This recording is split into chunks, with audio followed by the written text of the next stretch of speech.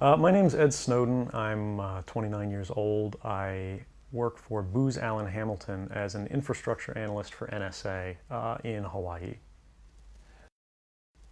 What are some of the positions that you held previously within the intelligence community? I've been a systems engineer, systems administrator, senior advisor for the Central Intelligence Agency, solutions consultant, and a telecommunications information systems officer. One of the things people are going to be most interested in trying to understand who you are and what you're thinking is there came some point in time when you crossed this line of thinking about being a whistleblower to making the choice to actually become a whistleblower. Walk people through that decision-making process. When you're in positions of privileged access, like a systems administrator for these sort of intelligence community agencies, you're exposed to a lot more information on a broader scale than the average employee. And because of that, you see things that may be disturbing, but over the course of a normal person's career, you'd only see one or two of these instances. When you see everything, you see them on a more frequent basis. And you recognize that some of these things are actually abuses. And when you talk to people about them, in a place like this where this is the normal state of business, people tend not to take them very seriously and move on from them. But over time, that awareness of wrongdoing sort of builds up, and you feel compelled to talk about it. And the more you talk about it, the more you're ignored, the more you're told it's not a problem, until eventually you realize that these things need to be determined by the public, not by somebody who was simply hired by the government. Talk a little bit about how the American surveillance state actually functions. Does it target the actions of Americans? NSA and the intelligence community in general is focused on getting intelligence wherever it can, by any means possible, that it believes on the grounds of sort of a self-certification that they serve the national interest. Originally, we saw that focus very narrowly tailored as foreign intelligence gathered overseas. Now, increasingly, we see that it's happening domestically. And to do that, the NSA specifically targets the communications of everyone. It ingests them by default. It collects them in its system, and it filters them, and it analyzes them, and it measures them, and it stores them for periods of time, simply because that's the easiest, most efficient, and most valuable way to achieve these ends. So while they may be intending to target someone associated with a foreign government or someone that they suspect of terrorism, they're collecting your communications to do so. Any analyst at any time can target anyone, any selector anywhere. Where those communications will be picked up depends on the range of the sensor networks and the authorities that that analyst is empowered with. Not all analysts have the ability to target everything, but I, sitting at my desk, certainly had the authorities to wiretap anyone, from you or your accountant to a federal judge to even the president if I had a personal email. One of the extraordinary parts about this episode is that usually whistleblowers do what they do anonymously and take steps to remain anonymous for as long as they can, which they hope often is forever. You, on the other hand, have decided to do the opposite, which is to declare yourself openly as the person behind these disclosures. Why did you choose to do that? I think that the public is owed an explanation of the motivations behind the people who make these disclosures that are outside of the democratic model. When you are subverting the power of government, that's a fundamentally dangerous thing to democracy.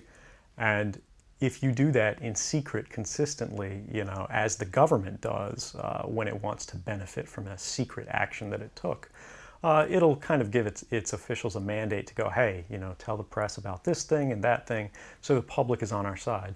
But they rarely, if ever, do that when an abuse occurs. That falls to individual citizens, but they're typically maligned. It becomes a thing of these people are against the country, they're against the government. But I'm not. I'm no different from anybody else. I don't have special skills. I'm just another guy who sits there day to day in the office, watches what's happening, and goes, this is something that's not our place to decide. The public needs to decide whether these programs and policies are right or wrong. And I'm willing to go on the record to defend the authenticity of them and say, I didn't change these. I didn't modify the story. This is the truth. This is what's happening. You should decide whether we need to be doing this. Have you given thought to what it is that the U.S. government's response to your conduct is in terms of what they might say about you, how they might try to depict you, what they might try to do to you? Yeah, I could be, rendered by the CIA. I could have people come after me, or any of their third-party partners. They work closely with a number of other nations. Or they could pay off the triads, or any of their agents or assets. We've got a CIA station just up the road in the consulate here in Hong Kong, and I'm sure they're going to be very busy for the next week. And that's a fear I'll live under for the rest of my life, however long that happens to be. You can't come forward against the world's most powerful intelligence agencies and be completely free from risk, because they're such powerful adversaries that no one can meaningfully oppose them. If they want to get you, they'll get you in time. But at the same time, you have to make a determination about what it is that's important to you. And if living unfreely but comfortably is something you're willing to accept, and I think many of us are, it's the human nature. You can get up every day, you can go to work, you can collect your large paycheck for relatively little work against the public interest, and go to sleep at night after watching your shows. But if you realize that that's the world that you helped create, and it's going to get worse with the next generation and the next generation who extend the capabilities of this sort of architecture of oppression, you realize that you might be willing to accept any risk. And it doesn't matter what the outcome is, so long as the public gets to make their own decisions about how that's applied. Why should people care about surveillance? Because even if you're not doing anything wrong, you're being watched and recorded. And the storage capability of these systems increases every year consistently by orders of magnitude, to where it's getting to the point you don't have to have done anything wrong.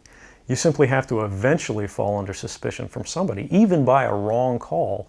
And then they can use the system to go back in time and scrutinize every decision you've ever made, every friend you've ever discussed something with, and attack you on that basis to sort of derive suspicion from an innocent life and paint anyone in the context of a wrongdoer. We are currently sitting in a room in Hong Kong, which is where we are because you've traveled here. Talk a little bit about why it is that you came here, and specifically there are going to be people who will speculate that what you really intend to do is to defect to the country that many see as the number one rival of the United States, which is China, and that what you're really doing is essentially seeking to aid an enemy of the United States with which you intend to seek asylum. Can you talk a little bit about that? Sure. So there's a couple assertions in those arguments that are sort of embedded in the questioning of the choice of Hong Kong. The first is that China is an enemy of the United States. It's not. I mean, there are conflicts between the United States government and the Chinese PRC government, but the peoples inherently, we don't care. We trade with each other freely. We're not at war. We're not in armed conflict, and we're not trying to be. We're the largest trading partners out there for each other. Additionally, Hong Kong has a strong tradition of free speech. People think, oh, China, great firewall. Mainland China does have significant restrictions on free speech, but the people of Hong Kong have a long tradition of protesting in the streets, of making their views known. The internet is not filtered here, no more so than any other Western government. And I believe that the Hong Kong government is actually independent in relation to a lot of other leading Western governments. If your motive had been to harm the United States and help its enemies, or if your motive had been personal material gain, were there things that you could have done with these documents to advance those goals that you didn't end up doing? Oh, absolutely. I mean, anybody in the positions of access with the technical capabilities that I had could, suck out secrets, pass them on the open market to Russia. They always have an open door, as we do. I had access to, the full rosters of everyone working at the NSA, the entire intelligence community, and undercover assets all around the world, the locations of every station we have, what their missions are, and so forth. If I had just wanted to harm the U.S., that you could shut down the surveillance system in an afternoon. But that's not my intention, and I think for anyone making that argument, they need to think, if they were in my position, and you live a privileged life, you're living in Hawaii, in paradise, and making a ton of money, what would it take to make you leave everything behind? The greatest fear that I have regarding the outcome for America of these disclosures is that nothing will change.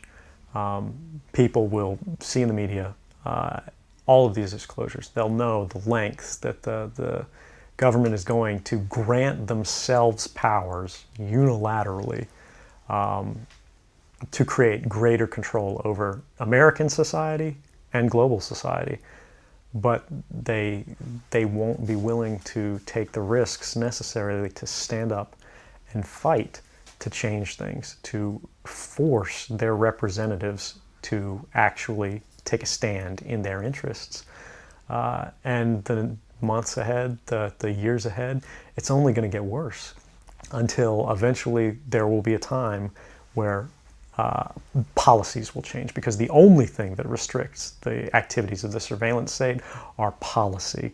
Even our agreements with other sovereign governments, we consider that to be a stipulation of policy rather than a stipulation of law. And because of that, a new leader will be elected. They'll flip the switch, say that because of the crisis, because of the dangers that we face in the world, some new and unpredicted threat, we need more authority, we need more power, and there will be nothing the people can do at that point to oppose it, and it'll be turnkey tyranny.